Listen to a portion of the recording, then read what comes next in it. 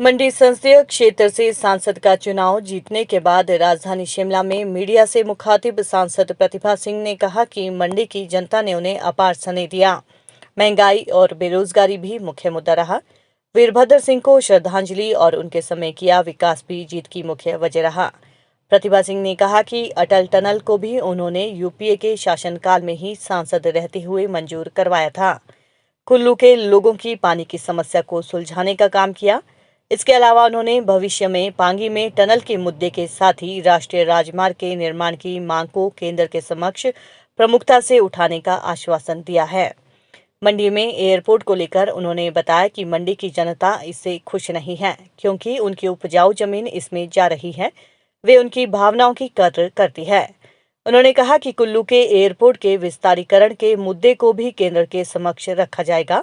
उन्होंने कहा कि जैसे ही उपचुनाव के नतीजे सामने आए, केंद्र और प्रदेश सरकार ने पेट्रोल और डीजल की कीमतें घटा दी, लेकिन रसोई गैस की कीमत में अभी तक कटौती नहीं की गई है। इस पर भी सरकार को ध्यान देना चाहिए। उन्होंने जीएस बाली के निधन पर अपनी संवेदनाएं भी व्यक्त की। जीत हासिल करने के उपरांत आपसे पहली बार रूबरू होने का मौका मिला। आप सबने बधाई दी, इसके लिए मैं आपका बहुत बहुत आभार और धन्यवाद करती हूँ। आप जानते हैं कि चुनाव में जाने से पहले भी आपसे वार्तालाप हुई थी और आप सब जानते हैं कि क्या इश्यूज़ को लेकर हम लोगों के बीच में गए और कांग्रेस पार्टी ने मुझे टिकट दिया। इसके लिए श्रीमती सोनिया गांधी जी, राहुल गांधी जी का बहुत बहुत आभार प्रकट करती हूँ। और कांग्रेस के प्रत्याशी के रूप में जब मैं जनता के बीच में गई काफ़ी अरसे के बाद, तो लोगों का अपार स्नेह और आशीर्वाद मुझे प्राप्त हुआ। जिन जिन क्षेत्रों में भी मेरा जाना हुआ, लोगों ने खुशी जाहिर की कि आपको कांग्रेस का टिकट मिला है और कांग्रेस के प्रति हमारी आस्था है और इस विश्वास से हम कांग्रेस ने जैसे पहले भी कार्य किया है उसी की उम्मीद आपसे करते हैं। तो मैंने उनको यही आश्वासन दिया कि जहाँ तक केंद्र से संबंधित मसले हैं उस पर अवश्य गौर किया जाएगा, उस पर मनन किया जाएगा और मैं वहाँ जाकर, चाहे वो पार्लियामेंट में उठाने का कोई मसला हो, चाहे केंद्र के मंत्रियों से मिलकर उसके बारे में निवेदन करना हो, मैं अवश्य करूँगी। आप जानते पिछली मर्तबा भी जब मैं एमपी रही तो काफ़ी ऐसे मसले थे जो केंद्र से संबंधित थे। सबसे बड़ी देन हमारी यूपीए सरकार की, जो बार बार हमारे ट्राइबल एरियाज़ के लोगों की एक परेशानी थी कि हमारे को रोहतांग टनल के बारे में उस वक्त उन्होंने जिक्र किया और जब मैं एमपी बनी तो उसके बाद जितने भी हमारे उस क्षेत्र के लोगों ने निवेदन किया कि हम प्रधानमंत्री जी से और सोनिया गांधी जी से मिलकर अपनी बात रखना चाहते हैं। मुझे खुशी है कि जल्द उनको समय मिला और उन्होंने उसके ऊपर ध्यान दिया और हमें उस वक्त की सरकार, यूपीए सरकार और मनमोहन सिंह जी ने उसके लिए पैसा भी उपलब्ध करवाया और काम करने के भी निर्देश दिए और वे कम से कम समय पर बनकर वो टनल तैयार हुई जो आज अटल रोहतांग टनल के नाम से जानी जाती है। और आप जानते हैं कि आज उस क्षेत्र में पहुंचने के लिए हमें मनाली से केवल 1 घंटे का समय लगता है, जबकि कितने घंटे वहां पहुंचने में लगते थे। तो ये एक बहुत बड़ी उपलब्धि थी। उसी तरह से एक मेडिकल कॉलेज जिसकी मांग मंडी के लोगों ने कहा कि पीजीआई पहुंचते हुए हमारे को बहुत दिक्कतें हैं, तो वो मांग भी आप पूरी करें। उसके लिए भी हमने केंद्र सरकार से आग्रह किया, वो मांग भी उन्होंने पूरी करके दी। आज नेहरू चौक में आप देख रहे हैं कितना बड़ा मेडिकल कॉलेज बना। उसी तरह से एक आईआईटी की भी मांग थी और जहाँ तक मुझे ज्ञात है कि पूरे भारतवर्ष में 8 आईआईटीज़ थी और एक नवी उन्होंने हमारे को हिमाचल प्रदेश के लिए उपलब्ध कराई और वो आईआईटी भी आज बनकर कमांद द्रंग क्षेत्र में तैयार हुई है, जो कि अब देख के बहुत अच्छा लगता है कि इतना बड़ा इंस्टीट्यूशन हिमाचल प्रदेश में हमारे बच्चों के लिए खुला है। तो ये कुछ समस्याएं थी। एक और समस्या जो पीने के पानी के बारे में लोग अक्सर बात करते थे कि हमारे को बहुत कम समय के लिए पानी उपलब्ध होता है। तो ये भी मैंने केंद्र सरकार के समक्ष मुद्दा रखा और उस वक़्त जो हमारे केंद्रीय मंत्री थे पानी के विभाग के हरीश रावत जी, उनके पास मैंने जाकर ये आग्रह किया और तुरंत उन्होंने हमारे को इसके लिए जितना भी पैसा था उपलब्ध कराया। आज जब मैं मंडी और कुल्लू का दौरा कर रही थी तो लोगों ने बहुत बहुत आभार प्रकट किया कि अब हमको 24 घंटे पानी मिलता है। तो ये कुछ समस्याएं जो पिछली कार्यकाल में कुछ समस्याएं थी, उसका समाधान हमारी केंद्र सरकार ने करके दिया और अब मैं समझती हूँ कि उसी तरह की आशाएं लोगों को इस बार भी मुझसे हैं और मैं उनको विश्वास दिलाकर आई हूँ कि जीतने के बाद अवश्य आप लोगों के बीच में आऊँगी आपका आभार और धन्यवाद व्यक्त करने के लिए, और साथ साथ में जो आपकी समस्याएं होगी उससे भी आप मुझे अवगत करवाएं और उन समस्याओं को भी हम ठीक ढंग से केंद्र सरकार के समक्ष रखकर उसका भी जल्दी से जल्दी निवारण करने का प्रयास करेंगे। तो कुछ जैसा कि एक टनल की बात की गई, पांगी के लिए एक टनल की मांग है, वो भी मैंने उनको कहा कि देखूंगी मैं जाकर, उसका सारा खाका तैयार किया जाएगा और कहाँ से कहाँ तक बनेगी सारा वो डाटा तैयार करके अवश्य उसके लिए भी हम केंद्र सरकार से मांग उठाएंगे।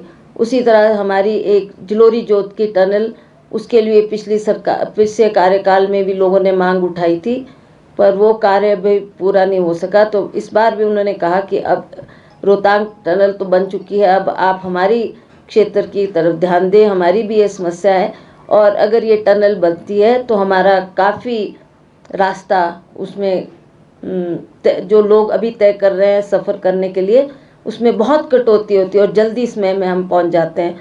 तो वो मांग भी लोगों ने मेरे समक्ष रखी, उसके लिए भी अवश्य हम लोग केंद्र सरकार के समक्ष मसला उठाएंगे।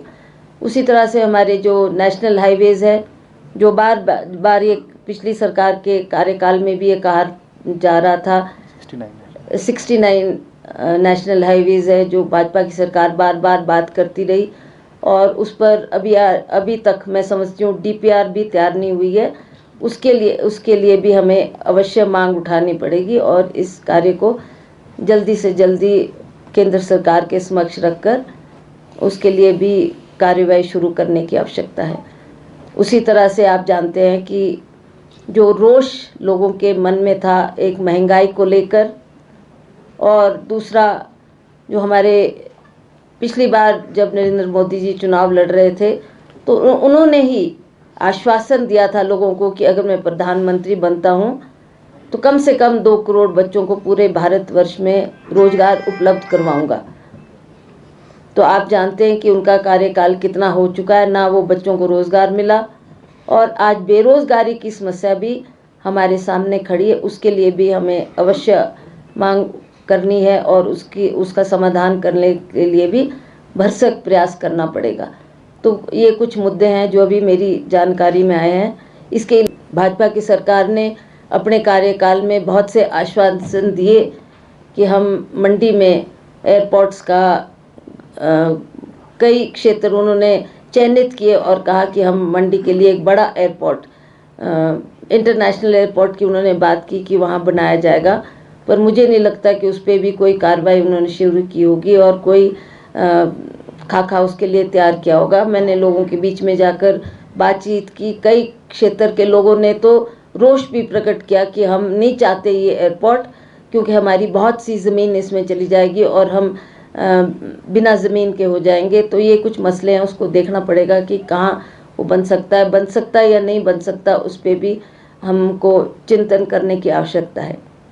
एक कुल्लू एयरपोर्ट को बढ़ाने के लिए भी बार बार मांग उठती रही।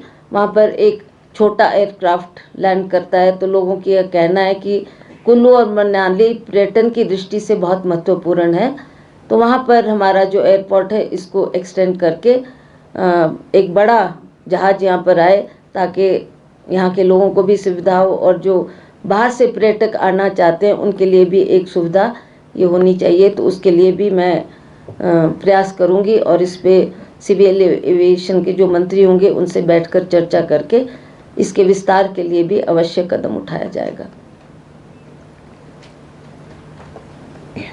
अभी आपने देखा कि जो ये कीमतें बढ़ी है उसके बारे में हमने अभी चुनाव के द्वारा ये रोष लोगों ने प्रकट किया और कहा कि हमारी कीमतें, चाहे वो पेट्रोल डीजल की कीमत है, चाहे वो खाद्य पदार्थ की कीमत है, चाहे वो गैस सिलेंडर की कीमत है, दिन प्रतिदिन बढ़ती जा रही है और हम लोग बहुत इस बात से प्रताड़ित है, दुखी है। तो इसके विषय में भी अवश्य मैंने उनको आश्वासन दिया था कि इसके विषय में भी हम अवश्य केंद्र सरकार से बात करेंगे और ये प्रयास करेंगे कि इस पर कटौती होनी बहुत ज़रूरी है। पर मुझे लगता है कि जब इसके 4 उपचुनाव जो हुए, इसका जब परिणाम घोषित हुआ तो अवश्य इसने इस बात ने केंद्र सरकार के समक्ष दस्तक दी और उन्होंने पेट्रोल और डीजल के दाम एकदम उसमें कमी की है, पर उसमें ना हमारे कुकिंग गैस की बात की गई है, ना और खाद्य पदार्थों की बात की गई है।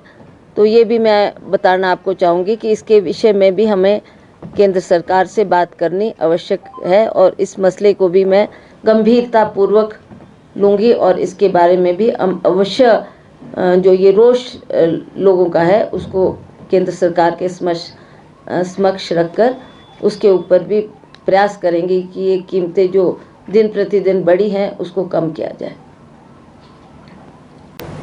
Definitely it is significant. उनके एब्सेंस में ये चुनाव लड़ा गया था, मगर उनके ना होने के बावजूद भी वो एक बहुत बड़ा फेस इस चुनावों में थे। उन्हीं के द्वारा जो किए हुए कार्य थे उसी को लेकर ही हम लोगों के बीच में गए और निश्चित तौर से एक स्टैम्प ऑफ अप्रूवल जो है वो लोगों का हमें इन चुनावों में मिला है, मैंडेट मिला है। In spite of the government sitting in the entire government machinery being misused in Mandi parliamentary constituency, उसके बावजूद हमको ये मैंडेट मिला। और मंडी डिस्ट्रिक्ट से भी जहाँ पर ये क्षेत्रवाद का नारा दिया गया, it is very unfortunate that the head of the state एक नारा दे रहे हैं कि मंडी हमारी है और हम मंडी के हैं। पहले भी सरकारें रही है, पहले भी मुख्यमंत्री रहे हैं, मगर किसी ने भी ये नारा हिमाचल प्रदेश के अंदर नहीं दिया कि we belong to a particular district और a particular region. Virbhadra Singh ji 6 बार हिमाचल प्रदेश के मुख्यमंत्री रहे। उन्होंने हमेशा ये कहा कि सर्वत्र हिमाचल प्रदेश का सर्वत्र विकास। निश्चित तौर से ये बहुत अनफॉर्चुनेट था कि मुख्यमंत्री जी को इस तरीके के हथकंडे अपनाने पड़े, मगर फिर भी मंडी के लोगों ने, मैं ये नहीं कहूँगा कि लीड्स तो हमें वहाँ से गेन्स हुए हैं। जो पिछली बारी जहाँ पे 20-20, 25-25 हज़ार से हम डाउन थे, वहाँ से हम सब्सटैंशियल गेन्स हमने मंडी डिस्ट्रिक्ट के अंदर भी किया है और वहाँ के लोगों का विश्वास जीता है। सराज में भी 19,000 मत हमको प्राप्त हुए हैं, उसके लिए मैं वहाँ के लोगों का धन्यवाद करता हूँ। And we stand committed for the overall development of Mandi parliamentary constituency, चाहे वो पांगी भरमौर है, चाहे वो कुल्लू है, चाहे वो मंडी का कोई भी पार्लियामेंट का हल्का है। बातें रही हैं कि जो जब मैं अभी चुनाव के समय लोगों के समक्ष थी तो लोग ये कह रहे थे आपका मुद्दा क्या होगा। तो मैंने उनसे यही कहा कि हर बार हम विकास की बात लेकर आते हैं, विकास ही हमारा मुद्दा रहता है और जो काम पिछली कांग्रेस की सरकार ने किए वो आपके समक्ष है। तो बार बार लोगों ने भी मुझे उन कामों के बारे में जानकारी दी कि ये काम पिछली कांग्रेस की सरकार के कार्यकाल में हुए हैं और उन कामों को देखते हुए भी लोगों ने कांग्रेस के पक्ष में वोट डाला है। ये बात ज़रूर है कि माननीय वीरभद्र सिंह जी अब हमारे बीच में नहीं रहे तो उनकी एक कमी वर्कर्स को भी लगी, हमारे पार्टी लीडर्स को भी लगी, सभी कार्यकर्ताओं ने महसूस किया कि वो आज हमारे बीच में नहीं है। तो ये लोगों की ही आवाज़ थी कि अब जिस व्यक्ति ने हमारे लिए इतना कुछ करके दिया है, चाहे वो एजुकेशन है, चाहे हेल्थ है, चाहे सड़कें हैं, बिजली है, पानी है, आज सारी सुख सुविधाएं जो गांव-गांव में हमारे को उपलब्ध है, उसके लिए हम इन रिटर्न क्या कर सकते हैं। तो एक श्रद्धांजलि के तौर पर हम अपना वोट उनके लिए कास्ट करना चाहते हैं। That is what people felt at that time. Himachal की जीत खासकर मंडी और 3 जगह पे 4 सीटों पे जीत का मैसेज देश भर में गया, पॉलिटिकल सिस्टम में गया। क्या आपको लगता है कि कांग्रेस को काफी नीचे चलेगी तो आपको क्या लगता है देश क्षेत्र का दौरा करूंगी और जहाँ जहाँ भी जो समस्या होगी, जो यहाँ की सरकार से संबंधित होगी, उसको हम मिलजुल कर उसको भी सरकार के समक्ष रखेंगे और जो केंद्र सरकार के समक्ष रखने वाली बातें होगी उसके ऊपर भी मैं सारा स्टडी करके, सारा डाटा कलेक्ट करके उन कार्यों के प्रयास के लिए भी हम जुटेंगे और जल्दी से जल्दी उन कार्यों को करने के लिए भी मैं भरसक प्रयास करूंगी। ओल्ड पेंशन और एक पेंशन स्कीम जो ओल्ड पेंशन स्कीम एक ओल्ड पेंशन स्कीम की भी बात कही गई थी, वो भी इस सरकार के कार्यकाल में नहीं हो पाई है। उससे भी लोगों को बहुत आश्वासन दिया था केंद्र सरकार ने कि हम इस पेंशन को लागू करेंगे, पर मुझे नहीं लगता कि उसमें अभी कोई कार्रवाई हो पाई है। तो उस मुद्दे को भी हम सरकार के समक्ष रखकर उस पर भी काम करेंगे। और ये जो 1 रैंक 1 पेंशन की भी सरकार ने बहुत से वायदे लोगों से किए, ये कहा कि हम 1 रैंक 1 पेंशन देंगे, पर अभी भी हमारे जो सैनिक लोग हैं वो जनपद पे बैठकर आक्रोश जाहिर कर रहे हैं और कह रहे हैं कि अभी भी हमारे को ये नहीं उपलब्ध हुआ है। तो इसके लिए भी अवश्य मैं प्रयास करूंगी कि ये आवाज़ भी हम केंद्र सरकार के समक्ष रखें। एयरपोर्ट एक्सपेंशन और GS बाली जी जो हमारे पार्टी के शीर्ष नेता थे, मंत्री भी रहे और कांगड़ा से बिलोंग करते थे, आज वो हमारे बीच में नहीं है। इस बात का हमें सुनकर बहुत दुख हुआ, बहुत अफसोस हुआ। हमारी संवेदनाएं उनके परिवार और उनकी पत्नी बच्चों के साथ है और हम उस कमी को पूरा तो नहीं कर सकते, पर हर कदम पर उनकी मदद करने के लिए अवश्य सदा खड़े रहेंगे। मैम, क्या प्राथमिकताएं रहेंगी?